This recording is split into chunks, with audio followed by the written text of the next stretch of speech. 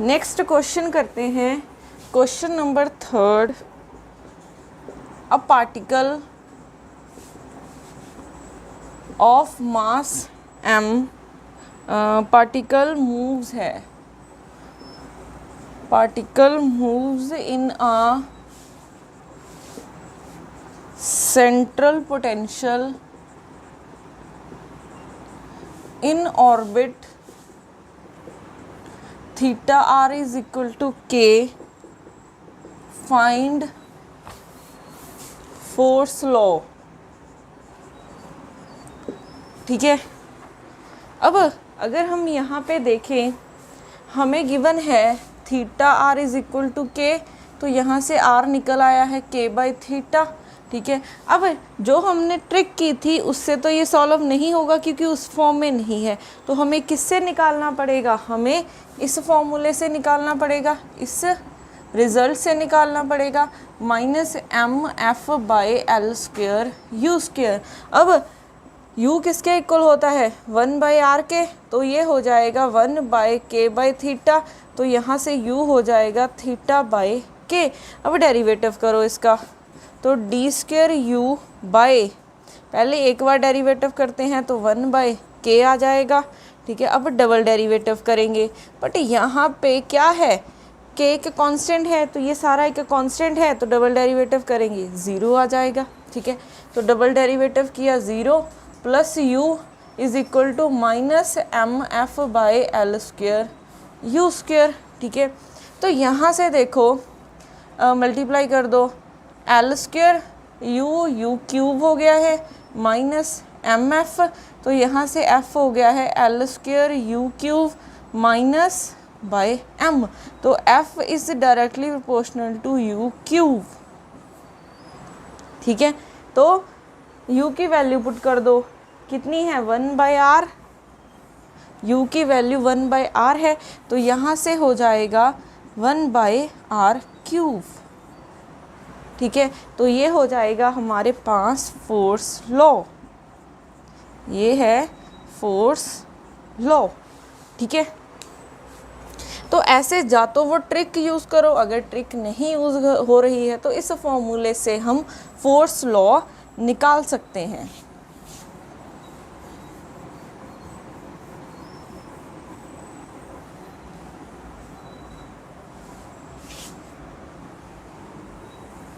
उसके बाद है next example,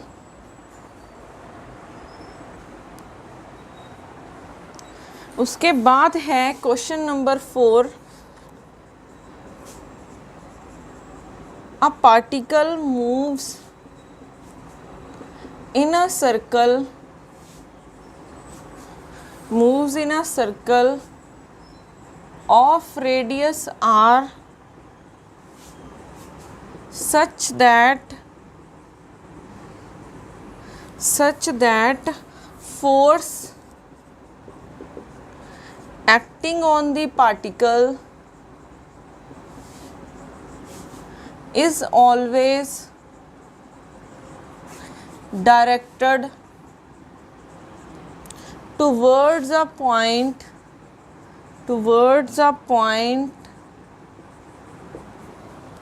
on the periphery. Find force law। ठीक है,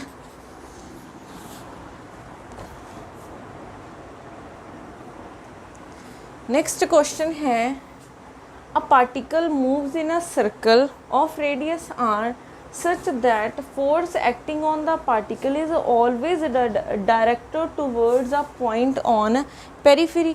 अब पार्टिकल क्या है, सर्कल में मूव कर रहा है। ठीक है, पार्टिकल सर्कल में मूव कर रहा है जिसका रेडियस क्या है, r है। ठीक है, इसका रेडियस क्या है, r है, तो ये मान लेते हैं। ठीक है, अब उन्होंने कहा है कि फोर्स एक्ट कर रही है पेरीफेरी, पेरीफेरी मीन्स ये सारे पॉइंट्स क्या हैं, पेरीफेरी पे हैं। सपोज कर लो यहाँ पे एक्ट कर रही है। ठीक है, किसी भी पॉइंट पे आप मान सकते हो। ठीक है, फोर्स इसके अलोंग, इस पेरीफेरी के अलोंग एक्ट कर रही है। ठीक है, तो यहाँ से यहाँ ये एंगल बना रही है, सपोज कर लो थीटा। ठीक है, ये एंगल बना रही है, सपोज कर लो थीटा। ये एंगल मैंने कैसे बनाया, क्योंकि ये तो सर्कल का रेडियस हो गया है, ठीक है, ये भी आर है, ये भी आर है, ये एक पेरीफेरी है। सपोज कर लो किसी इंस्टेंट पे ये पार्टिकल यहाँ पे था, किसी इंस्टेंट पे पार्टिकल यहाँ पे है। आप इसको ऐसा भी समझ सकते हो कि सपोज कर लो पार्टिकल तो आपका सर्कल में घूम रहा है, पार्टिकल यहाँ पे है, ठीक है, कोई फोर्स लगा रहा है पेरीफेरी, मीन्स यहाँ से भी लगा सकता है, यहाँ से भी, कहीं से भी लगा सकता है फोर्स, ठीक है, क्योंकि फोर्स पेरीफेरी से लग रही है तो किसी से भी लग सकती है, तो मैंने यहाँ पे मान ली है। तो ये दोनों एंगल बना रहे हैं थीटा। अब यहाँ से एक परपेंडिकुलर ड्रॉ किया तो ये बन गया है एंगल 90। यहाँ से यहाँ डिस्टेंस मैंने मान लिया है कितना है r। तो यहाँ से अगर हम cos थीटा निकालें, ठीक है, ये आपको डायग्राम खुद से बनानी पड़ेगी, ठीक है, क्योंकि पार्टिकल सर्कल में मूव कर रहा है। तो सर्कल में सपोज कर लो पार्टिकल यहाँ पे है, फोर्स क्या है, किसी भी डायरेक्शन से, किसी भी पेरीफेरी से एक्ट कर सकती है, ठीक है, मुझे नहीं पता कितने एंगल पे एक्ट करेगी, ठीक है, तो मैंने मान लिया कि सपोज कर लो ये एंगल थीटा पे एक्ट कर रही है, ठीक है, वो थीटा 0 भी हो सकता है, कुछ भी हो सकता है, हमें क्या पता, तो हम जनरलाइज केस लेके चलते हैं कि थीटा एंगल बना रही है फोर्स, ठीक है। तो यहाँ से एक परपेंडिकुलर ड्रॉ किया, 90 हो जाएगा। तो यहाँ पे अब cos थीटा किसके इक्वल हो जाएगा, r, ये बेस है, बाय ये टोटल r, ये इतना क्या हो जाएगा, r प्लस r, ठीक है, r प्लस r 2r हो जाएगा। तो यहाँ से r किसके इक्वल आ गया है, 2r cos of theta. r किसके इक्वल आ गया है, 2r cos ऑफ थीटा के, ठीक है। अब उसके बाद देखो हमें निकालना क्या है, फोर्स लॉ निकालना है, r निकल आया है, फोर्स लॉ निकल जाएगा। क्योंकि अब हम यहाँ पे देखें, क्या हम जो ट्रिक यूज़ करते हैं यहाँ पे अप्लाई होती है। हमारे पास वो क्या था, आर एन किसके इक्वल होना चाहिए, A N cos N theta, और आर एन किसके इक्वल होना चाहिए, A N sign N theta, ठीक है। यहाँ पे देखो सब जगह, यहाँ पे भी पावर 1 है, इसकी भी पावर 1 है, यहाँ पे भी 1 है, तो n की वैल्यू कितनी आ गई है, 1, क्योंकि यहाँ पे cos थीटा है, यहाँ पे भी cos थीटा है, तो ये ट्रिक यहाँ पे अप्लाई होती है। और n की वैल्यू कितनी है, 1। तो फोर्स कैसे वेरी करती है r के साथ, inversely proportional to r raise to power 2n+3। n की वैल्यू 1 है तो ये आ जाएगा 1, force is directly proportional to 1/r2+3। तो यहाँ से 2+3 5 हो जाएगा। तो ये ऐसे वेरी करेगी, फोर्स r के साथ ऐसे वेरी करेगी, और ये क्या आ गया है, फोर्स लॉ, ठीक है। तो सिर्फ स्टेटमेंट को समझना था, ठीक है, और वहाँ से आपके पास फोर्स लॉ आ जाएगा।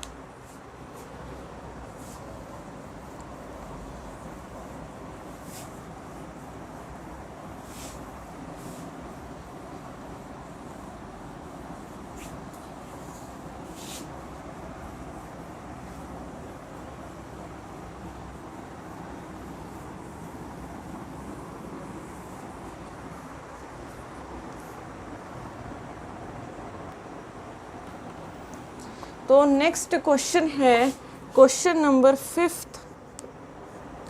A space station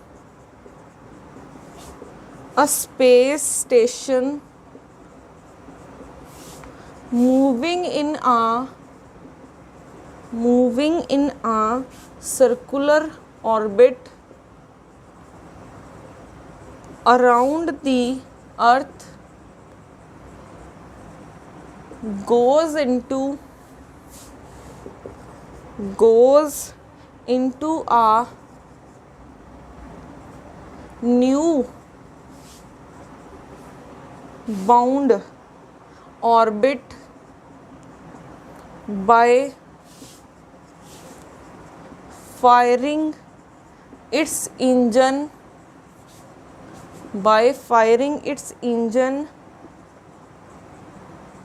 radially outward.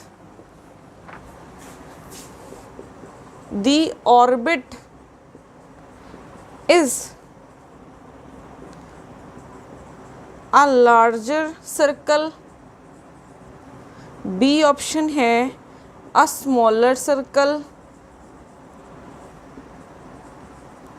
C option है एन एलिप्स, डी ऑप्शन है अ पैराबोला,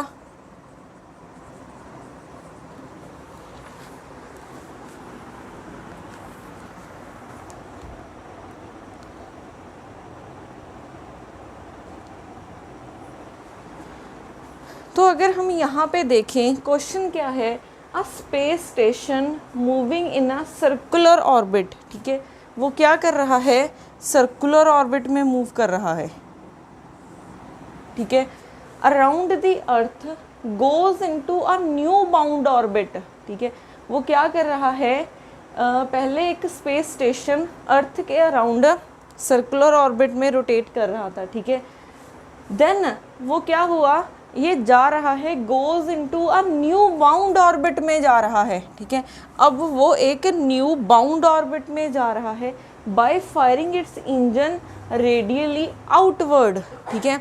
अब अगर आप देखोगे उन्होंने कहा है कि जो न्यू ऑर्बिट है वो बाउंड है, तो अगर हम यहाँ से देखें सर्कल बाउंड होता है, यहाँ पे भी ये बाउंड है, तो एलिप्स भी बाउंड होती है, ये भी हो सकता है, बट पैराबोला बाउंड नहीं होता है, पैराबोला बाउंड नहीं होता है, वो अनबाउंडेड होता है, तो यहाँ से ऑप्शन डी क्या हो जाएगी, करेक्ट हो जाएगी। अब उन्होंने क्या बोला है कि पार्टिकल रेडियली आउटवर्ड जा रहा है, ठीक है, पार्टिकल रेडियली आउटवर्ड जा रहा है, पर किसी भी सर्कल में घूमने के लिए कंडीशन क्या होती है, सर्कल में रोटेट करने के लिए कंडीशन क्या होती है, ये आर है, तो वेलोसिटी ऐसे होती है, ठीक है, पार्टिकल की वेलोसिटी ऐसे होती है, आर और वी क्या होते हैं, एक दूसरे के साथ परपेंडिकुलर में होते हैं, हर एक पॉइंट पे देखोगे आर इस तरफ है तो वेलोसिटी इस तरफ होगी, दोनों में एंगल कितना रहेगा, 90 डिग्री रहेगा, ठीक है, हर एक पॉइंट पे सर्कल में अगर घूमना है, ठीक है, पहले तो वेलोसिटी कांस्टेंट होती है, ठीक है, वेलोसिटी क्या रहेगी, कांस्टेंट रहेगी, और उसके बाद आर और वी आपके पास ऑलवेज क्या रहेंगे, परपेंडिकुलर रहेंगे, बट अब पार्टिकल क्या कर रहा है, कुछ एनर्जी गेन करेगा तभी आउटवर्ड जाएगा, ठीक है, अब वो कुछ एनर्जी गेन करने के बाद आउटवर्ड जा रहा है, अगर अब वो वेलोसिटी उसकी इस डायरेक्शन में हो गई है, आर भी इस डायरेक्शन में है, ठीक है, आर भी इस डायरेक्शन में है, वी भी इस डायरेक्शन में है, तो जो न्यू पैराबोला जो न्यू ऑर्बिट बनेगा वो सर्कल तो नहीं बनेगा, ठीक है, वो सर्कल तो नहीं बनेगा। अब यहाँ पे देखो वो जाएगा, बट अर्थ क्या करेगी, अब वो इस डायरेक्शन में चला गया है, ठीक है, उसने क्या किया है, फायर किया है रेडियली आउटवर्ड, तो वो इस डायरेक्शन में हो गई है वेलोसिटी।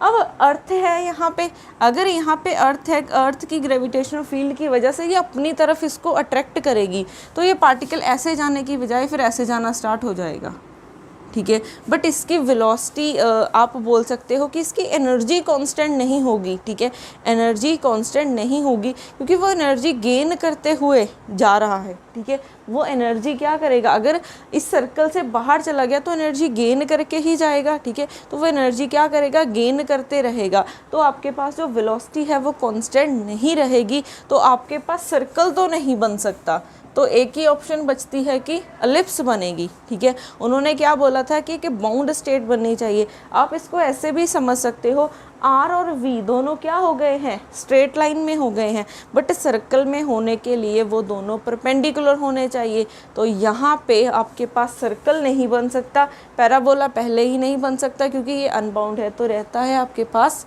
एलिप्स, ठीक है। तो ऐसे आप इसको बता सकते थे कि कौन सी ऑप्शन करेक्ट होगी।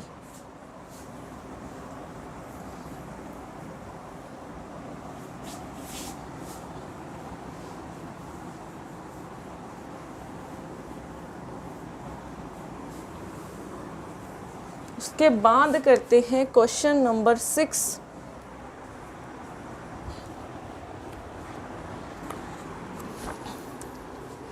N interstellar object has speed v at the point of its shortest distance are from a star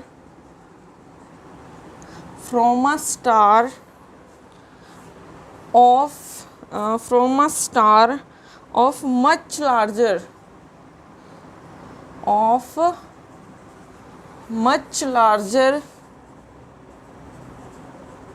mass, capital M, given v square is equal to 2g capital M by r. The trajectory of the object is circle, B option है ellipse, C option है parabola, D option है hyperbola.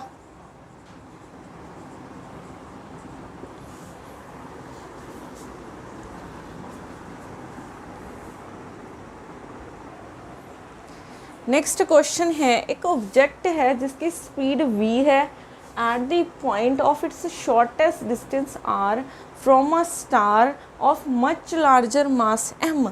तो यहाँ पे देखो ये एक mass capital M है, ठीक है, यहाँ पे रेडियस r, ये पार्टिकल ऐसे मूव कर रहा है, ठीक है, स्मॉल m वाला पार्टिकल, और उसकी वेलोसिटी गिवन है, ये v वेलोसिटी से जा रहा है और उसकी वेलोसिटी क्या है 2g m बाई r। उन्होंने पूछा है कि ट्राइजेक्ट्री क्या होगी। अब ध्यान रखना कि आपको कभी भी किसी पार्टिकल की ट्राइजेक्ट्री पूछी जाए, ठीक है, तो आप ट्राइजेक्ट्री कैसे निकालोगे। तो ट्राइजेक्ट्री के लिए सबसे पहले एनर्जी निकालो, एनर्जी से आपको पता चल जाएगा कि ट्राइजेक्ट्री क्या होगी।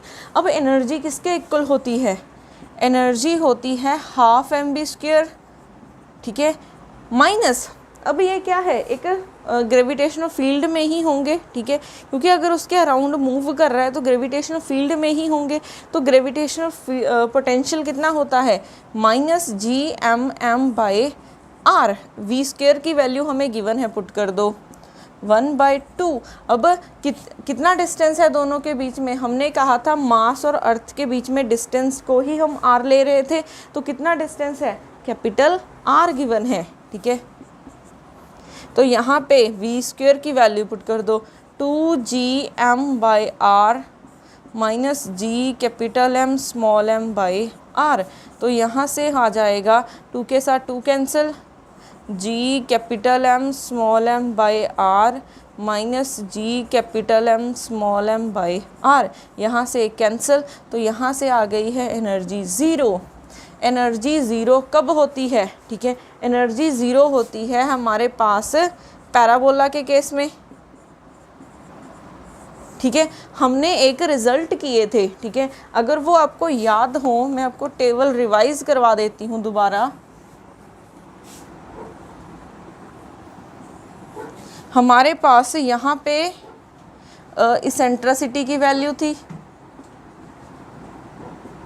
यहाँ पे ट्राइजेक्ट्री थी, और यहाँ पे आपके पास क्या आ जाती है, एनर्जी की वैल्यू। हमने एक टेबल किया था, ठीक है, अगर इसेंट्रिसिटी की वैल्यू 1 है तो आपके पास पैराबोला आएगा और एनर्जी की वैल्यू 0 हो जाती है। अगर इसकी वैल्यू लेस देन 1 है तो आपके पास एलिप्स आएगी और ई की वैल्यू नेगेटिव होगी। अगर ई ग्रेटर देन 1 है तो हाइपरबोला होगा और एनर्जी भी आपके पास पॉजिटिव रहेगी। अगर ई की वैल्यू 0 है तो आपके पास पैराबोला सर्कल होगा। इसके लिए भी हमने एनर्जी की वैल्यू निकाली थी। एनर्जी की वैल्यू यहाँ पे देख लेना, कुछ नेगेटिव आई थी, ठीक है।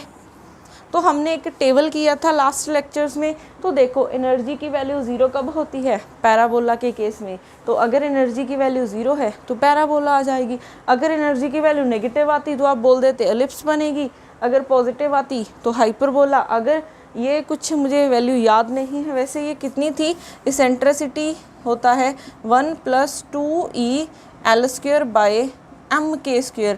अगर इसकी वैल्यू 0 है तो ये हो जाएगा -mk² बाय 2L²।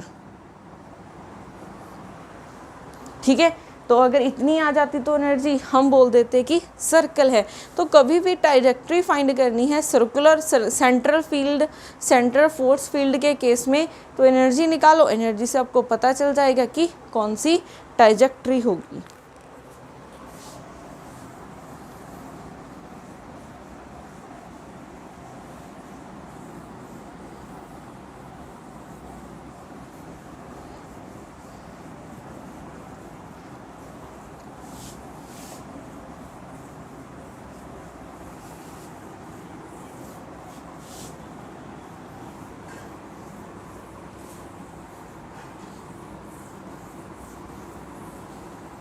उसके बाद क्वेश्चन नंबर 7 है,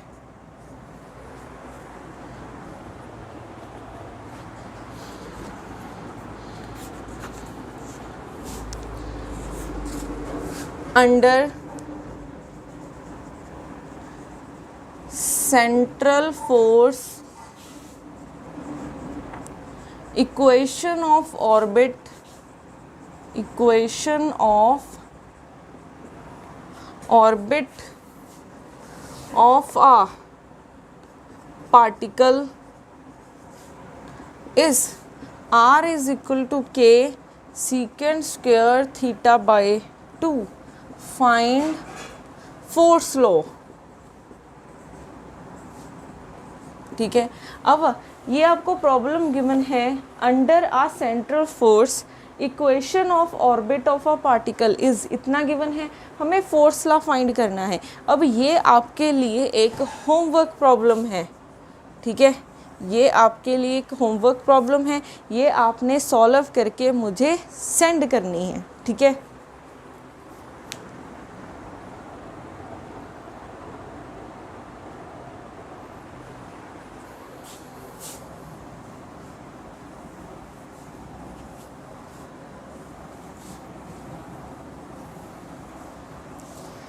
आगे टॉपिक हम करेंगे नेक्स्ट वीडियो में।